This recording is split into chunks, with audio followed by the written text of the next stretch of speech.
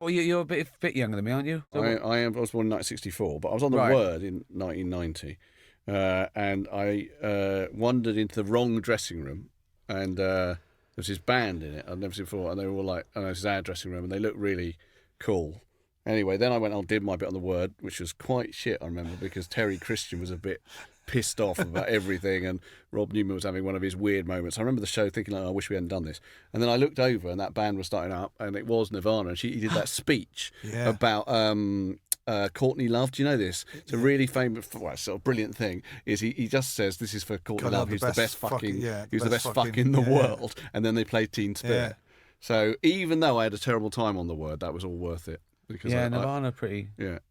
That was a mad old programme, the Word, wasn't it? If you think of it now. Yeah, it was a bit weird. Yeah, I think we reached I think 11 o'clock show that I started on, the stuff we talked about, and now it went the other way. People closing down on stuff and not being able to say stuff. But the 90s reached anything went in the 90s. God. But I mean, you came out of it all right. Yeah, but looking back on that on our documentary, there's like all old interviews, looking through old footage.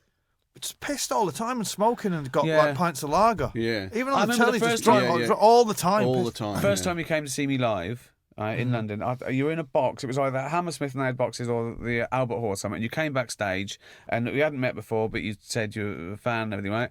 And I was great. I was made up. I thought it was great. Noel Gallagher loves my work. He laughed all the time. Next time he came to another gig, he went, I had to come back. He said, I didn't remember a thing. He said, I was off my head. Pissed. So he's being all nice to us, thinking, it doesn't count. Didn't remember a fucking thing. Have you stopped now? Drinking? Yeah. No, I wish. I have. I wish. No, I don't. Oh, you have it? It's the only thing I couldn't. I can't do it. I won't do it. Oh, No, I won't do it either. No. Actually, Sarah, I drink every night. My wife, we were saying one night, we know lots of couples, and we were saying, what would happen if one of us gave up the drink? You know what I mean? And she was like, I don't know, I could be with you if you weren't drunk. And I said, I don't know if I could be with you. If you weren't drunk, if she wasn't Well, drunk. I become a better person when I'm drunk. She claims I'm like miserable and grumpy. And she said, once I'm doing the conga. But I don't feel like get drunk because we drink, at 6 o'clock, it's pop. Right, every night we sit there, right, have a couple of glasses, then have a glass of wine, then sit on the telly and we drink wine, and we're not drunk. Yeah. You know what I mean? We don't feel. Why did you pack it in? Because this is what I wanted to tell you is that I just decided one day. You know what? I don't really like the taste. I've never really liked the taste. And as I get older, I used to quite enjoy being drunk. But as I got older, the window of time between being pleasantly drunk and thinking I've got a headache, I feel sick, whatever, has changed. I'm like feeling hungover halfway through my first drink now. So I just thought, I'm not enjoying it anymore. I'm going to stop drinking. But I never had a problem with drink. But you tell people you don't drink, and they assume, fucking hell, he's wet the bed for years and years and years. He's been to 12. So, in fact, I saw you at Russell Brown's wedding, didn't I? Yeah. So, literally, I remember I left you on top of that boat to go and get like a my son. Water. But just by the way, my son was fascinated with your son, the length of your son's hair. Yeah. Well, he was like, look at the length of his hair. He's got very long hair. But very I worry sometimes that although you said he should be in a band, which was good, is that I mentioned that to someone else, and someone said, Hanson. I thought, no, he's cool. He looks cool.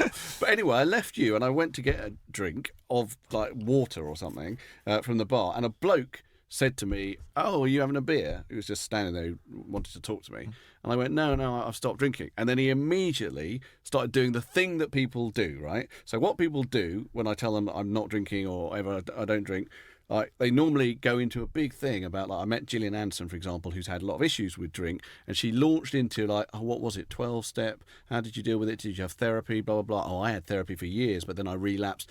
When I met her, right, and she was talking about it just because I was not drinking, for about half an hour, she talked about her own struggles with drink. At the end of it, I felt me saying the truth, which is, I just don't like the taste. That's not good enough. She wants me to say that I've been broken on the rack of alcohol.